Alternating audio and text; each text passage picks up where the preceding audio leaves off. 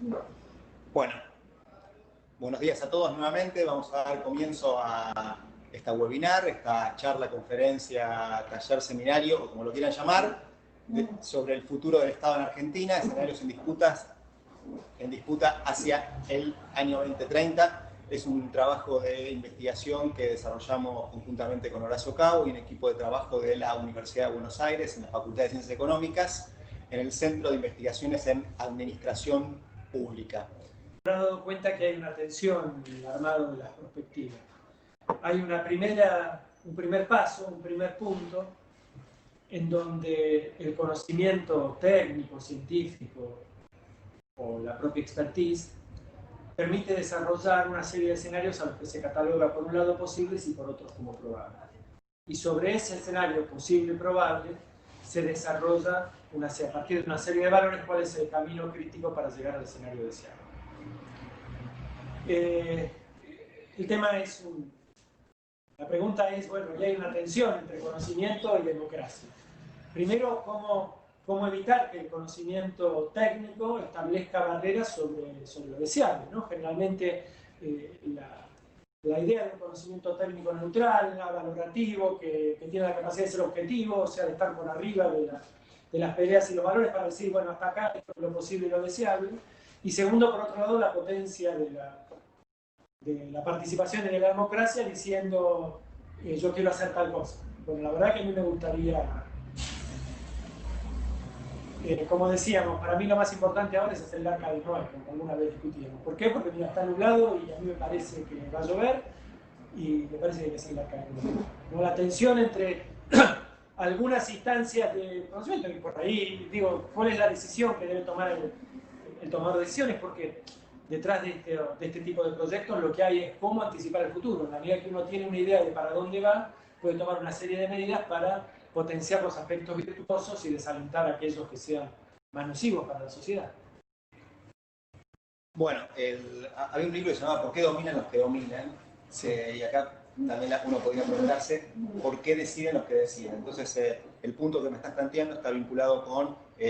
si hay una comunidad que quiere orientarse para un lado, pero el decisor dice no, me parece que están yendo para un lado, para el precipicio, el decisor tiene que decir, esperen un cachito, se van a caer en el precipicio. Sí. Hacia ahí apunta lo que me estás contando. Sí, y ¿por qué es el decisor? Teóricamente tiene más posibilidad o es más potente el saber del decisor. ¿En qué se basa el saber del decisor para decirle a la comunidad va a haber un precipicio y no es el arca de Noé que nos va a salvar de la inundación? Bueno, a ver, si vemos en la historia de la humanidad, vamos a observar que hay muchos decisores que cometieron muchísimos errores y lo que hicieron es mandar a la gente al precipicio cuando la gente decía no queremos ir al precipicio. Hay estructuras de tensiones y de poderes que se van dando que es muy difícil de imaginar hacia el futuro. Pero hay elementos que a uno le permiten que esos caminos deseables puedan ser compartidos entre el decisor y la gente. Y cuando nosotros establecemos, así como hicimos los modelos, nosotros trabajamos con Isidro Feldman en lo que es planeamiento estratégico. Y lo hacemos planeamiento estratégico participativo. Cuando hacemos planeamiento estratégico participativo, lo que estamos haciendo es, por un lado, comprometiendo a la gente y por otro lado, involucrándola en esos procesos. Cuando hacemos esto, lo que le decimos es, nosotros proponemos algo, pero la decisión va a ser en conjunto con ustedes. Obviamente puede haber un autoritario o un pensamiento tecnocrático que piensa que la planificación es si yo tengo un punto A y quiero llegar al punto B, no importa lo que pasa en el medio, vamos a llegar al punto B. Entonces, lo que hay que es tratar de equilibrar esa balanza como para que ni la gente se quiera tirar, ni el decisor quiera tirarlos a esa gente que es... No es una cuestión de deseo, sino que es una cuestión de visión y una atención que lo tomo, y en tu visión, yo no lo tengo tan claro en tu visión, en esa atención tendés a favorecer más el consenso y la decisión del conjunto más que el saber técnico. Yo la verdad que no lo tengo tan claro, y es más, te comento una famosa frase de un pensador que decía: podemos hacer una asamblea para decidir a dónde va el barco, pero el barco después, una vez que decidimos dónde va, lo maneja el capitán. No podemos hacer una asamblea para ver si hay que poner más motores, tirar carbón o no. Hay hay un registro del conocimiento para el operativo que claramente, por más que la Asamblea se declare soberana y diga no, nosotros vamos a decidir, da la sensación que es disfuncional manejar el barco a partir de Asamblea. Sí puede ser muy funcional decir las características más generales. Solamente para, me parece interesante lo que planteas, solamente como para agregar un dato más, es lo que se construye es una visión compartida de futuro. Pero coincido con vos, es que siempre tiene que haber un capitán que lleve a cabo. Las decisiones últimas, cuando se hace planificación estratégica en el Estado, sectorialmente, las toma el Estado. O sea, se permite participar, pero el Estado es el que toma la decisión final. Y te dejo ahora a responder todas estas preguntas que aparecen en pantalla. Bueno, yo voy a empezar rompiendo las normas, digamos, y rompiendo el mandato acá de Gustavo, y le vamos a contar un poco, vamos a tratar de entrar en el trabajo concreto que hemos hecho en estos últimos 4 o 5 años. Se hizo en el marco de 2 programas, uno BASIT y otro PIT de la Secretaría de Ciencia y Técnica, que nos dio financiamiento, consideró atractivo el proyecto que habíamos hecho, y la idea era cómo llegar, qué es lo que va a pasar en el 2030 con el Estado. Por nuestra perspectiva teórica, nosotros diferenciamos el Estado como relación social, como espacio que expresa un cierto equilibrio, una cierta relación entre sectores y actores sociales, y en donde expresa el poder de estos actores en la sociedad, y por el otro lado el Estado más como aparato, con cómo será la administración pública. Entonces nos hacemos en verdad 2 tipos de preguntas. Una pregunta es cómo será ese equilibrio político-social que se va a tener en el 2030, cómo podría ser, y por el otro lado, qué cambios va a haber en la oficina, qué cambios va a haber en el aparato estatal. Si bien ambos espacios están absolutamente vinculados, si bien tienen muchos puntos de contacto, en verdad creemos que metodológicamente e inclusive refiere a espacios de pensamiento, a escuelas, a técnicas. En uno está muy presente la ciencia política y en el otro está muy presente más la teoría de la administración o la teoría de las organizaciones. Para meternos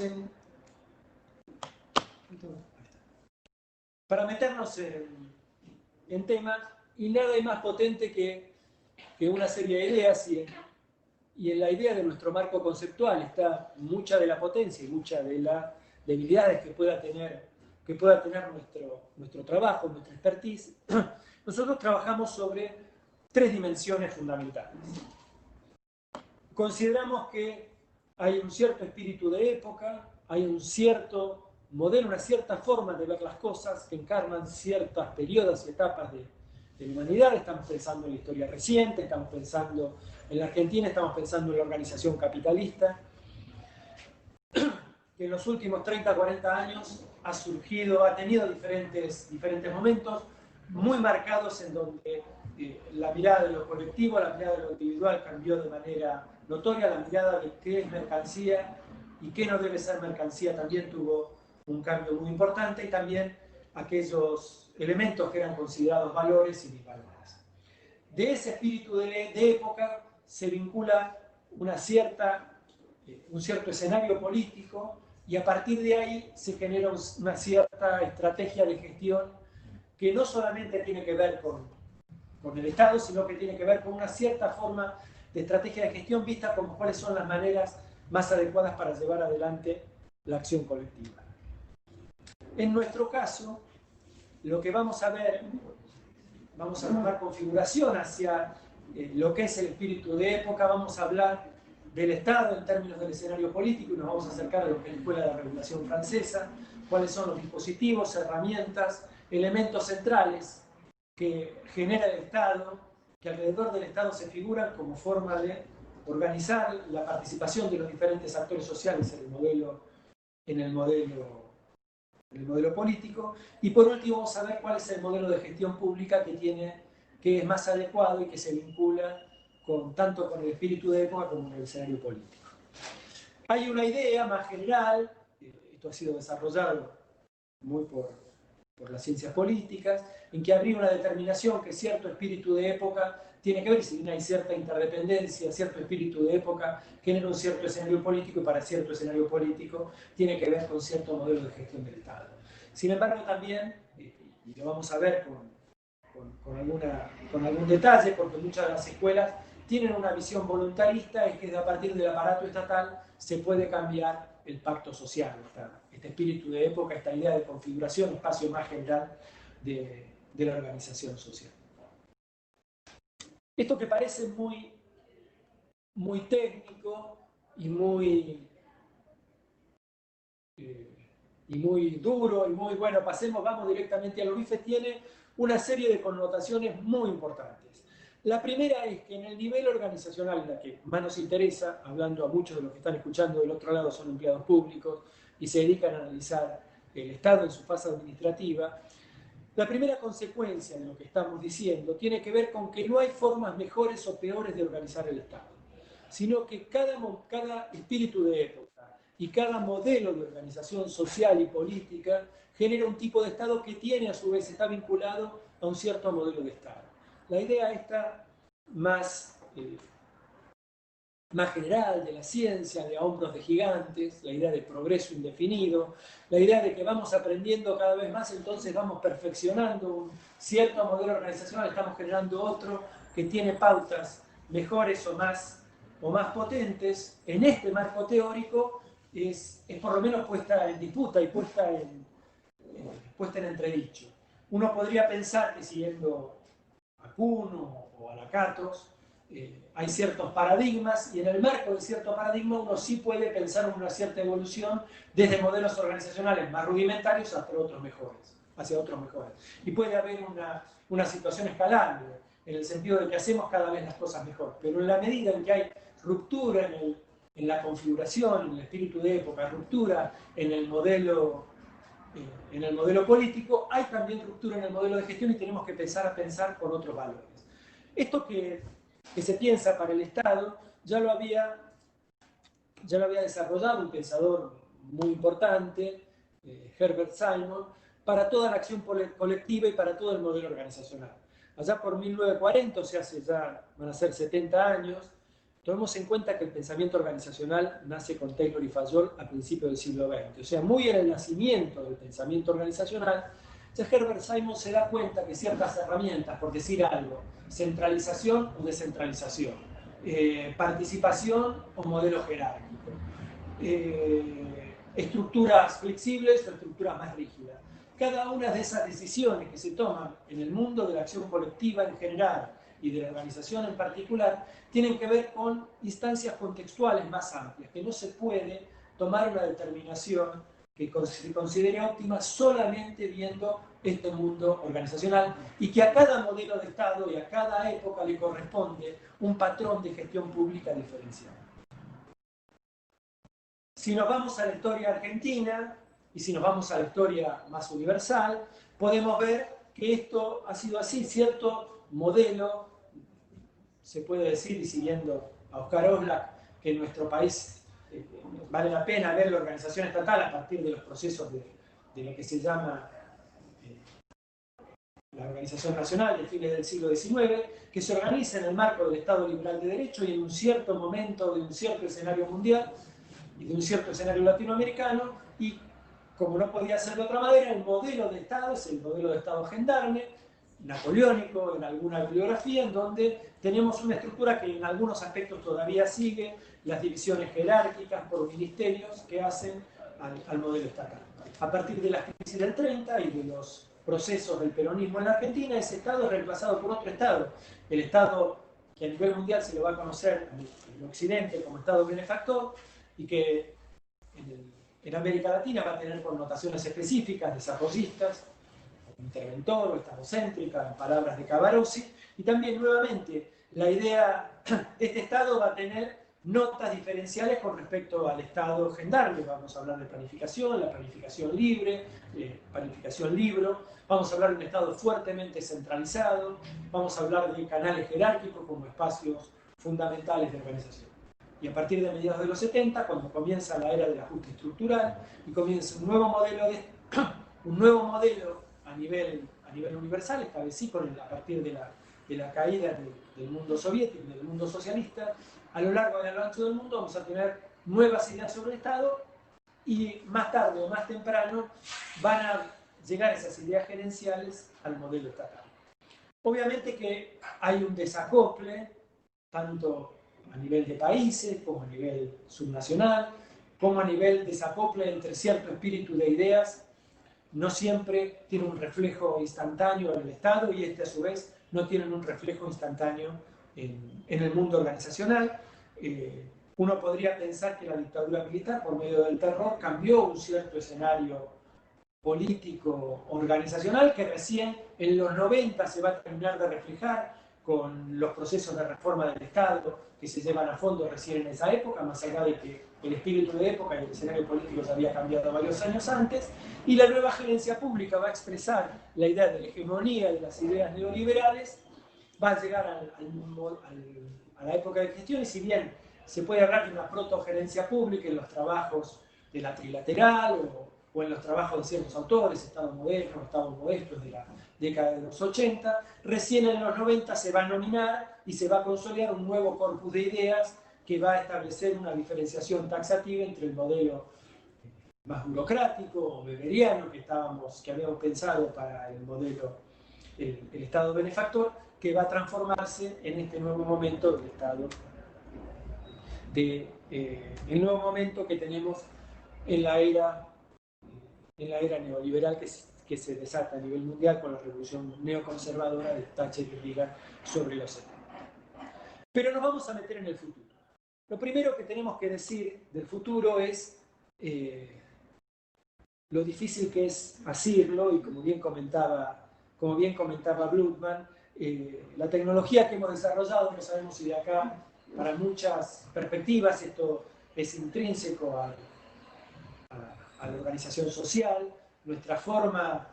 de organización social y la cultura genera la imposibilidad de establecer cuál va a ser el futuro en virtud de la libertad y la posibilidad de profecías suicidas. Como sabemos que es peligrosa ciertas cosas, hacemos ciertos movimientos para evitar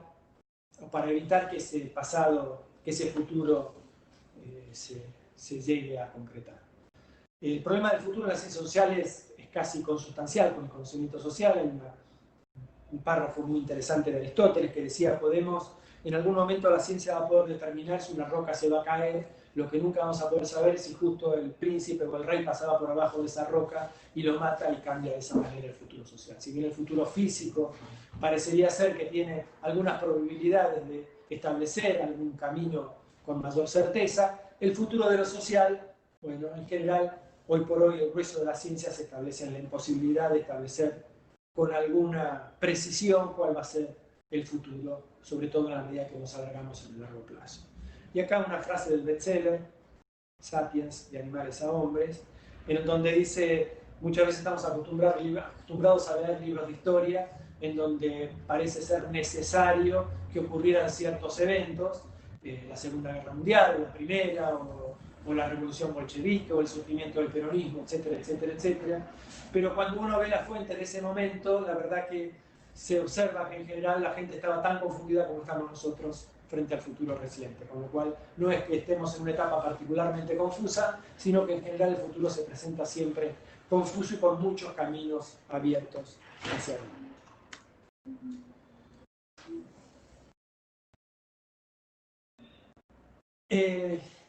Sobre el futuro, como decía, hay diferentes formas de encararlo. Hay básicamente dos miradas. Uno podría tener una mirada teleológica necesaria del futuro. Algunas de las visiones que se emparentaron con el surgimiento del positivismo ya por el siglo XIX pensaban que así como se predecía el movimiento de los satélites, de las estrellas y de los planetas, iba a poder predecir el futuro. Otras más vinculadas a la religión pensaban que hay algún camino determinado por un ser superior que establecía que había algún punto de llegada. Otros pensaban que en la misma historia había alguna razón que necesariamente nos llevaba hacia algún camino, hacia algún punto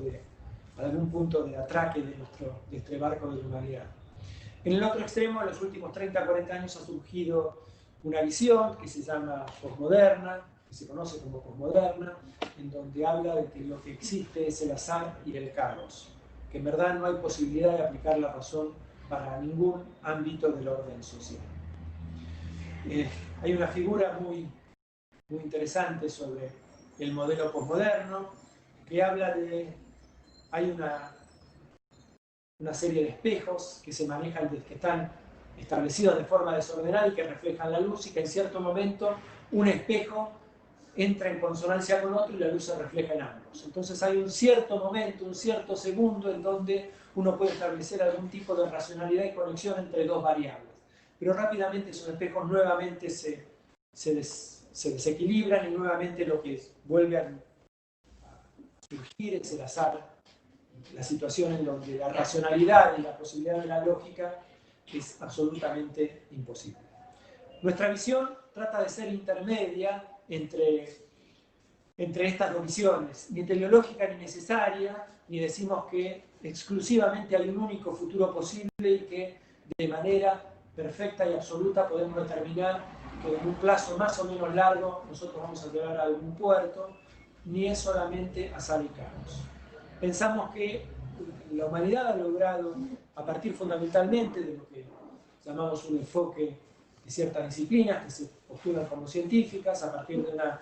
cierta articulación entre conocimiento, razón y empiria y experiencia, podemos establecer algunos escenarios, algún rango de posibilidades que marca lo que es el futuro de la humanidad. Y a ese rango de posibilidades las consideramos contingente, en donde sí acá sí figura el azar y que puede determinar que el futuro vaya para algún lado. Una posición intermedia que se maneja con los grises, se maneja con los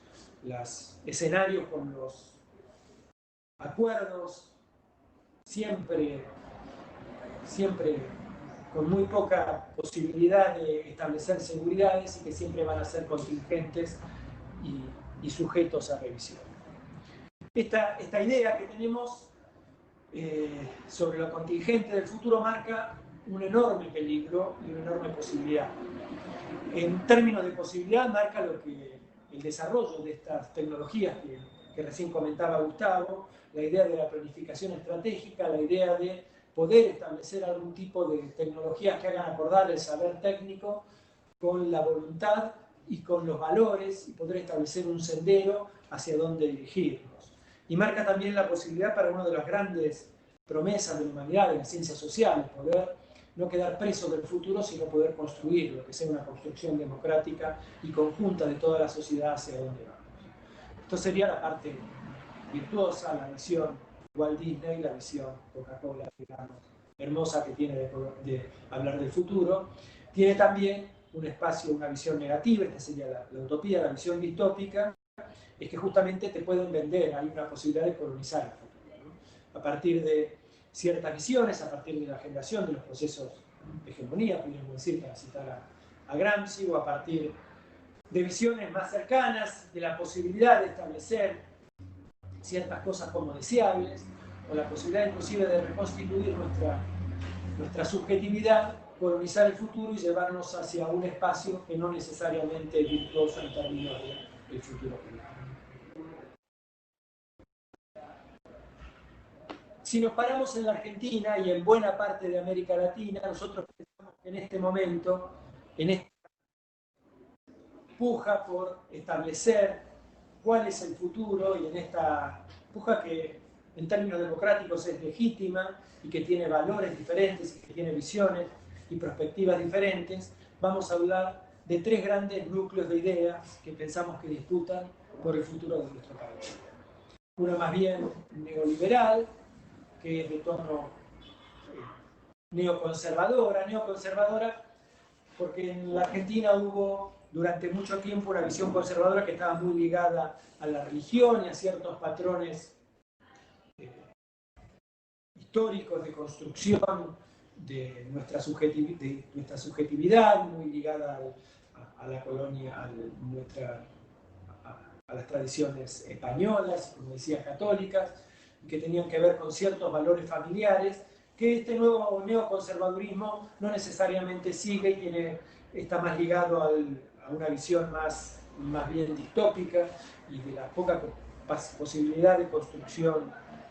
de la acción colectiva, de un individualismo, de una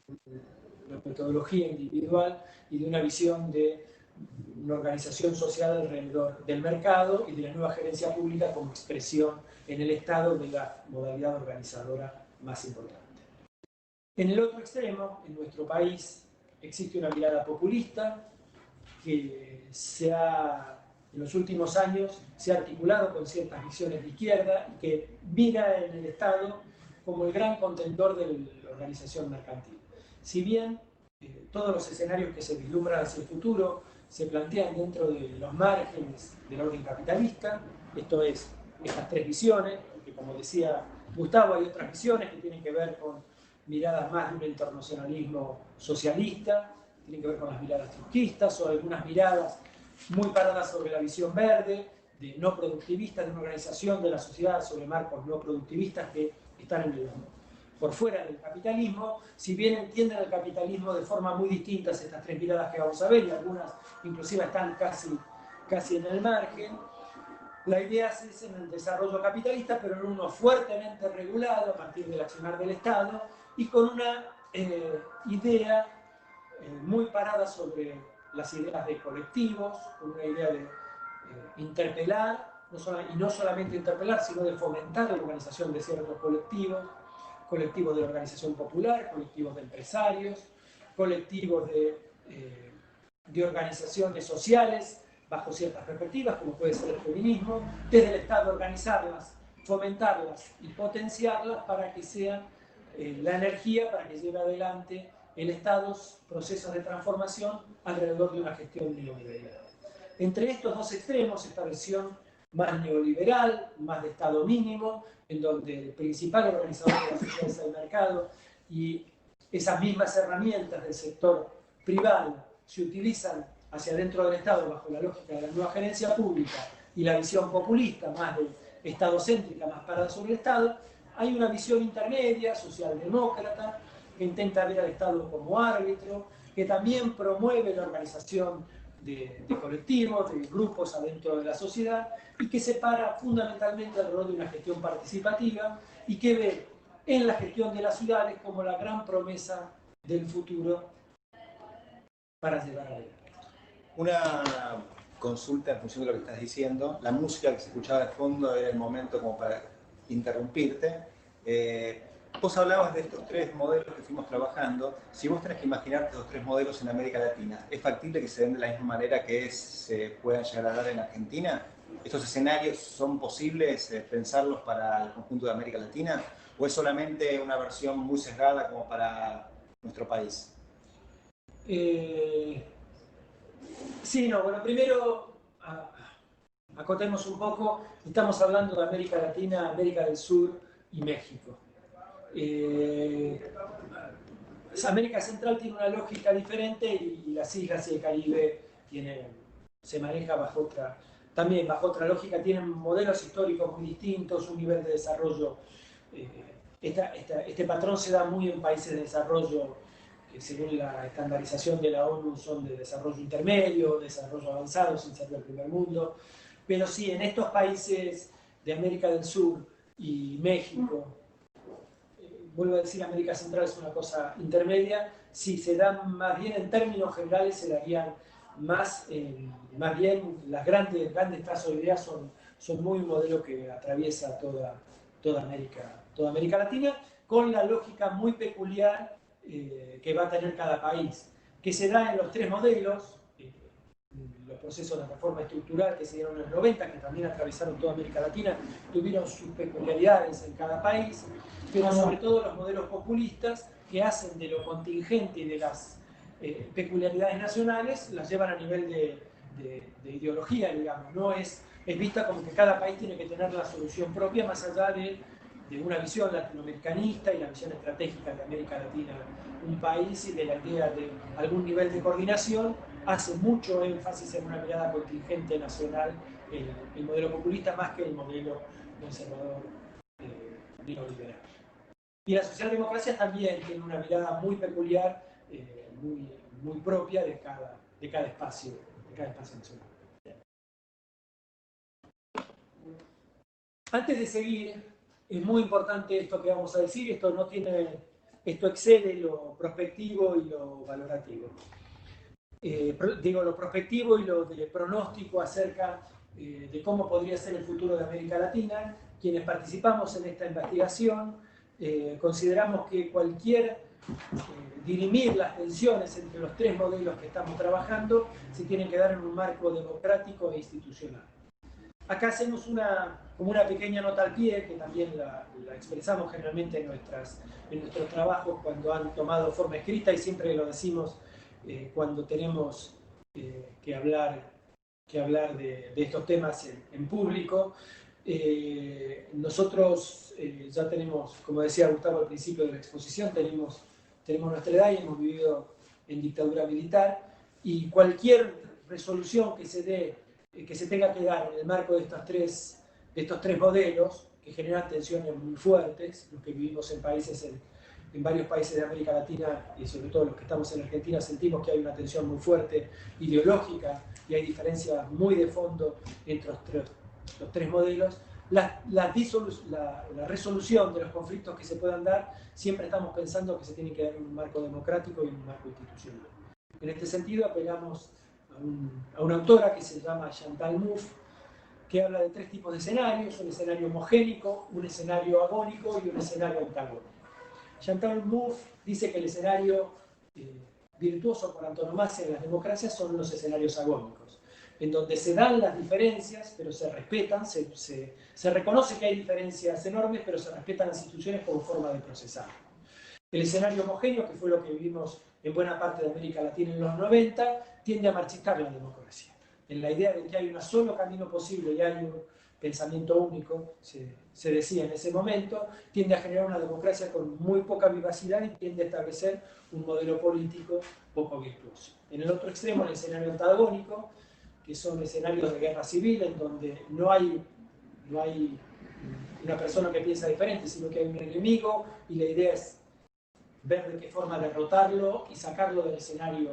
político. Bueno, tiende a generar instancias, tiende a superar lo institucional y establecer modelos de resolución violento que, tal vez sea por nuestra historia reciente, está fuera de nuestro análisis. Nosotros pensamos que nuestras instituciones tienen que ser lo suficientemente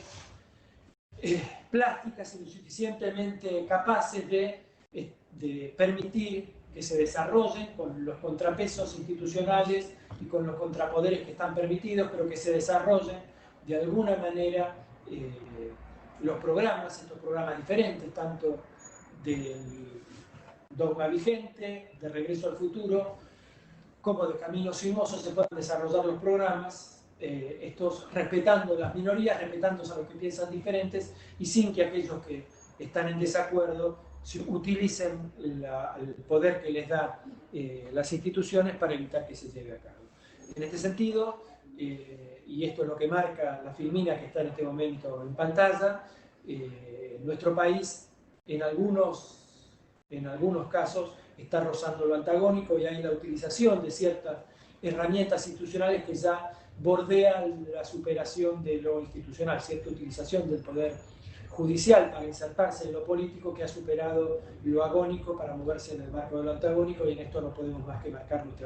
mi preocupación. Nuestro equipo es un equipo muy plural y no quiero hablar colectivamente de lo que está pasando. Mi preocupación por la utilización de ciertos instrumentos para incidir en el ámbito de lo político.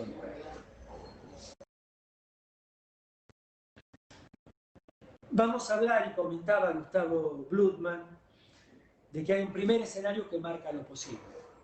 Y si algo tiene que marcar lo difícil de poder establecer cuál va a ser el escenario posible, cuáles son los márgenes posibles, tiene que ver con que tenemos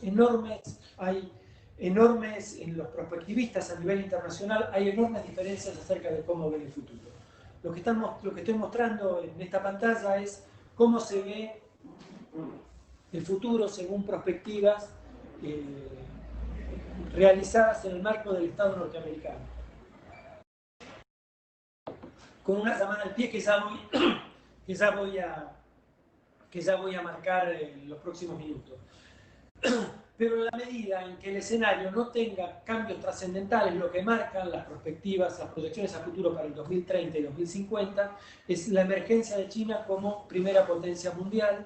desplazando a Estados Unidos y a Europa de ese lugar, e inclusive para el 2030 se establece que China va a aplicar a sus Fuerzas Armadas el mismo nivel de gasto que los Estados Unidos. Venimos de una etapa en donde el gasto norteamericano era equivalente al de todo el resto del mundo, era superior al de todo el resto del mundo, a la sumatoria de todo el resto del mundo. Bueno, China equilibraría este último espacio en donde todavía se encuentran varios pasos detrás de los Estados Unidos hacia el año 2020. Como digo, estas son fuentes norteamericanas que dicen de seguir todo bajo una lógica relativamente lineal, en el marco de lo que estamos viendo.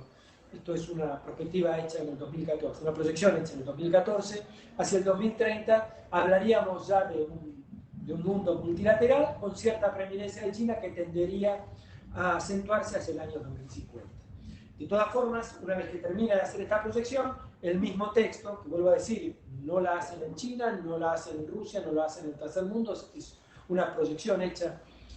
en Estados Unidos.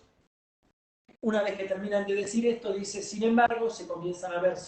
algunos signos de rebotamiento y de rigidez en China que hacen que algunos expertos consideren que este escenario no se va a producir y que inclusive algunos marcan algunas turbulencias muy fuertes en China que inclusive amenazarían su unidad nacional. Habría alguna ruptura entre las regiones más avanzadas y las menos avanzadas que generarían, vuelvo a decir, turbulencias que algunos expertos inclusive dicen que pueden llegar a amenazar, a generar tensiones interregionales. ¿Qué queremos decir con esto? Es que un escenario muy diferente va a ser, si ocurre esto último expresado, perdón un segundo,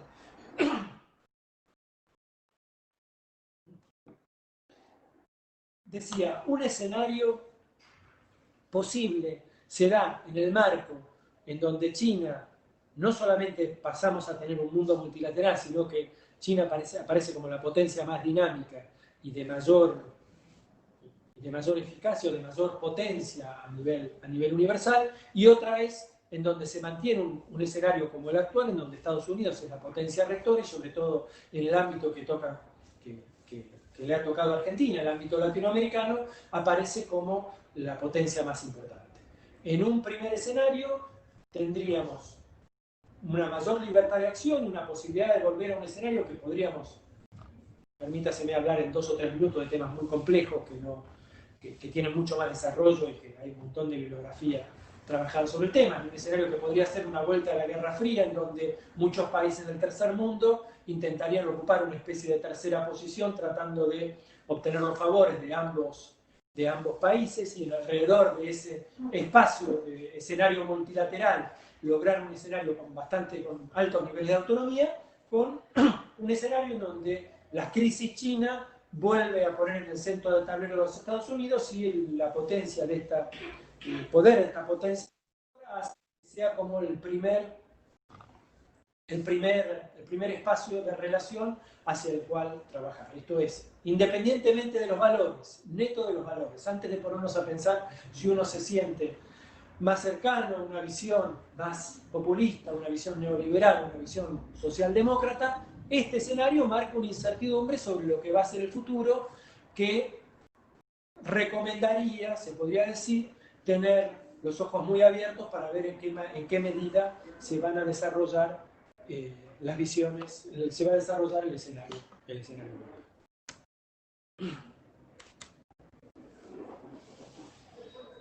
Pero ya están instalados como cultura política. En algunos estudios de cultura política se arrastran sus antecedentes hasta 1810, inclusive antes, cuando la pelea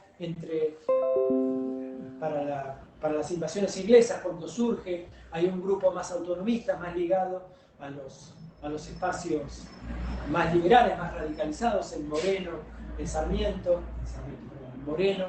en Castelli, en los que van a tener una visión más radicalizada acerca de lo que tenían que ser las posiciones frente a la Revolución de Mayo, y aquellos que, siendo independentistas, tenían una mirada más conservadora. como digo, están muy instalados en nuestra cultura política y con una visión de lo político, de lo social y lo económico notoriamente diferentes, una visión que sigue siendo en Occidente la más potente, que es la visión que expresan los organismos multilaterales de crédito, con algunas llamadas al pie, con algunas correcciones de último momento, pero que marcan, que tienen el mercado, consideran al mercado como la principal herramienta para asignar las misiones y funciones en el orden social, y que tienen el Estado como un auxiliar del mercado y que lo que tiene que desarrollar son fundamentalmente políticas dirigidas a establecer espacios amigables para el mercado, espacios amigables para la llegada de inversión extranjera. En el otro extremo, el Estado como el espacio aquel, el mercado como el Estado como el espacio aquel que tiende a disciplinar algunas distorsiones que se generan si el mercado funciona sin ninguna actuación estatal, en términos de distribución asimétrica de los recursos, en términos de empoderamiento de actores que no solamente generan una sociedad polarizada,